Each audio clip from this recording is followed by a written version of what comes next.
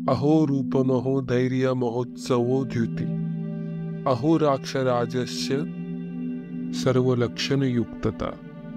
याचा अर्थ असा होतो की रूप, धैर्य, कांती आणि सौंदर्यासारख्या सर्व गुणांनी संपन्न असणारा रावण जर अधर्मी नसता तर त्याची गणती देवलोकातल्या सर्वोत्तम देवतांमध्ये केली गेली असती। वाल्मिकी रामायणमध्ये आलेलं हे वाक्य स्वतः भगवान हनुमानांनी रावणाबद्दल उच्चारलं होतं। कथा सांगतात रावणासारखा उत्तम योद्धा आजपर्यंत झाला नाही।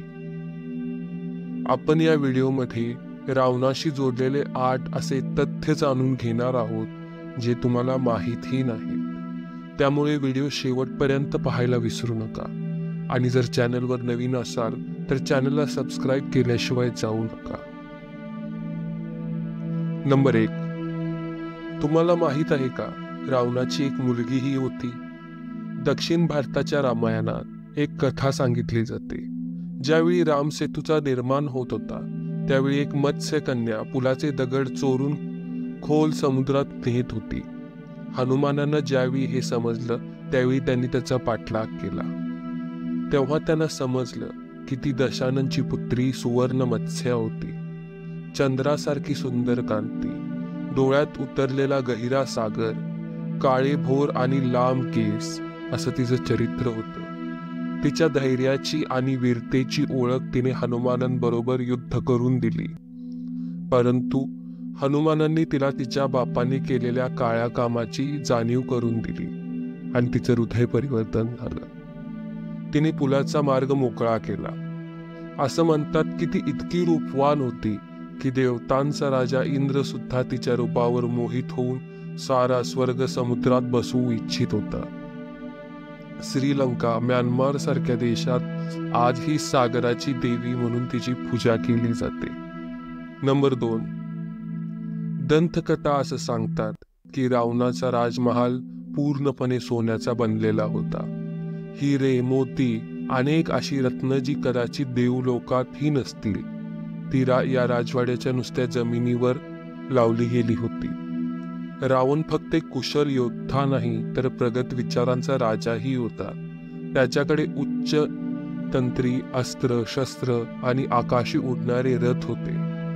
रावणाच्या रथाची चर्चा नेहमीच इतिहासात एक चर्चेचा विषय राहिला आहे। काही जण याला फक्त एक दंतकथा म्हणतात, पण काही संशोधकांनी असा दावा केला आहे की रावणाने त्या काळी कदाचित एक अति उन्नत तंत्र विकसित केलं होतं ज्याची कल्पना ही आपल्याला करता येत नाही। काही जण याला फक्त एक परग्रहीय गतिविधी म्हणतात, कारण रावणाचे वडील जरी ब्राह्मण कुळी असले तरी त्याची माता ही राक्षसी होती।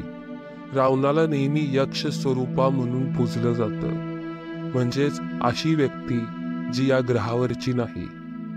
असं म्हणतात की आजही खोल सागरात किंवा श्रीलंकेच्या घनदाट अरण्यात रावणाचं हे रथाचं रहस्य कुठेतरी दडून आजही जिवंत आहे। नंबर 3, रावणाला सगळे वेद आणि पुराण कंठस्थ होते। रावणासारखा महापंडित कोणीही नव्हता। रावणाने आपल्या मुलाची जन्मकुंडली बनवण्यासाठी मुलाच्या जन्मावेळी सगळ्या ग्रहांची स्थिती स्वतः निश्चित केली होती, पण शनिदेवांनी त्याचं ऐकलं नाही आणि आपली दशा बदलली। त्यामुळे रावणाच्या मुलाच्या कुंडलीत शनी वक्र झाला आणि त्याचा मृत्यू एका वनवाशाच्या हाती लिहिला गेला। रावणाच्या मुलाने 11 वेळा इंद्राला हरवलं होतं, म्हणून त्याचं नाव इंद्रजित पडलं। नंबर 4, शिवभक्त रावणाचा हट्ट होता की भगवान शंकरांनी कैलास सोडून त्याच्यापाशी येऊन राहावं। पण जेव्हा शंकरांनी येण्यास नकार दिला तेव्हा त्याने अखंड कैलास पर्वतच उचलून नेण्याचा प्रयत्न केला, पण शंकरांनी त्याच्यावर पाय आपटला आणि रावण खाली दबला गेला। त्यावेळी त्याच्या मुखातून घनघोर अशी गर्जना निघाली। यामुळे स्वतः भगवान शंकरांनी त्याला रावण हे नाव दिलं, ज्याचा अर्थ असा होतो की घनघोर गर्जना करणारा व्यक्ती। नंबर 5, रावणाच्या पांडित्याची ख्याती सर्व व्याप्त होती। तुम्हाला माहित आहे का, शिवतांडव स्तोत्राची रचना ही रावणानेच केली होती।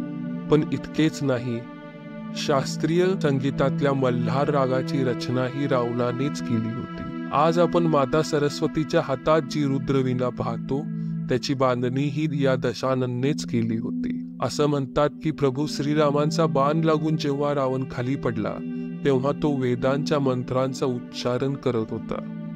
वेद, पुराण, अनेक कला आणि अनेक विद्यांचं गहन ज्ञान त्याच्या मुखातून वाहत होतं. इतकंच काय, श्रीरामांनी लक्ष्मणाला त्याच्या जवळ जाऊन त्या गोष्टी ऐकायलाही सांगितल्या होत्या. नंबर 6.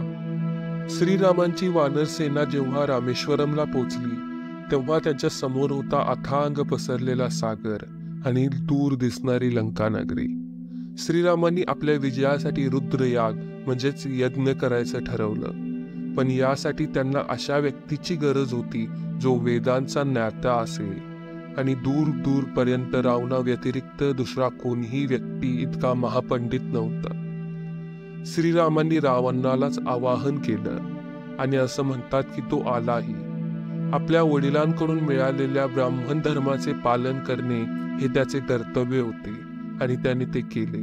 यज्ञ संपन्न झाला आणि त्याने श्रीरामांना विजयी भव असा आशीर्वादही दिला. नंबर 7. रावणाचा मृत्यू झाला. लंकेचं राज्य त्याच्या भावाला सोपवून श्रीराम परत अयोध्येला आले. पण त्यांचं मन थोडं विचलित होतं. कथा सांगतात त्यांनी 1 वर्ष हिमालयात जाऊन तप करण्याचा निर्णय घेतला. ज्यावेळी लक्ष्मणाने त्यांचा असं करण्यामागचं कारण विचारलं तेव्हा त्यांनी सांगितलं की रावण कितीही वाईट असला तरी तो एक खरा शिवभक्त होता, खरा भाऊ होता आणि खरा पती होता. त्याने कधीही त्या कर्तव्यात कमी पडू दिली नाही. त्याच्या अधर्माबद्दल शिक्षा मी त्याला दिली, पण त्याचबरोबर त्याच्या या गुणांचाही नाश झाला. त्याचं पाप माझ्या माती लागेल, त्यासाठी मला प्रायश्चित्त हे करायलाच हवं. नंबर 8. रामायणाचं युद्ध संपलं आणि श्रीराम अयोध्येला परत गेले. वाल्मिकी रामायणाची कथा त्यानंतर प्रभू श्रीरामांच्या पुढच्या गोष्टी सांगते, पण रावणाचा परत त्यात उल्लेख येत नाही. पण दक्षिण भारतात आणि श्रीलंकेत काही अशा दंतकथाही आहेत ज्या रावणाची पुढील कहाणी सांगतात. असं म्हणतात की रावणाच्या प्रजेत त्याची काही निष्ठावंत लोक होती जी नागवंशी कुळाची होती. अघोरी आणि तंत्रविद्येसाठी विख्यात असणारे हे लोक रावणाला पुन्हा जीवदान देऊ इच्छित होते. त्यासाठी त्यांनी रावणाचा देह युद्धभूमीतून पळवला. अनेक प्रयत्नांनी सुद्धा त्यांच्या प्रयत्नांना यश आले नाही.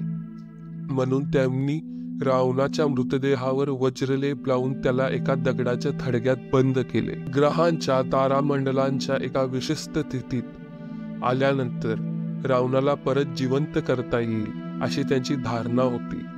असं म्हणतात की श्रीलंकेच्या जंगलात आजही कोणत्या तरी गुफेत ते थडगड ठेवलं आहे. याची सत्यता पडताळून पाहण्यासाठी अनेक लोक आजवर तिथे गेले, पण सुदूर जंगलात असलेल्या या गुफेची रचना अशी आहे की याचं एक दगड जरी हल्ला तरी सगळी गुफा जमीनदोस्त होऊ शकते. आश्चर्याची गोष्ट ही आहे की श्रीलंका सरकारने स्वतः इथे रावणाचे शव असल्याचा दावा केला आहे. रावणाच्या शवासोबत त्याचे अनेक अलंकार, हिरे, माणिक, मोती असे ज्यांच्या तेजापुढे सूर्य चंद्रही फिके पडतील अशी काही रत्ने ही दफन आहेत. असं म्हणतात एका गहिऱ्या झोपेत असलेला दशानन आजही पुन्हा उठण्याची प्रतीक्षा करतो आहे. रावण सत्य आहे की फक्त एक दंतकथा यावर वाद भरपूर आहेत. पण इतिहासात दैत्यांची, खलनायकांची प्रतिमा पूर्णपणे बदलणारा रावण आजही मनात खोलवर प्रश्न उठवून जातो. त्या अस्पष्ट रेगेला स्पष्ट करून जातो जी धर्म आणि अधर्माला वेगळे करते. कारण दशानन ही व्यक्ती जरी नसली तरी ती प्रवृत्ती अजूनही जिवंत आहे. आजच्या व्हिडिओसाठी इतकंच.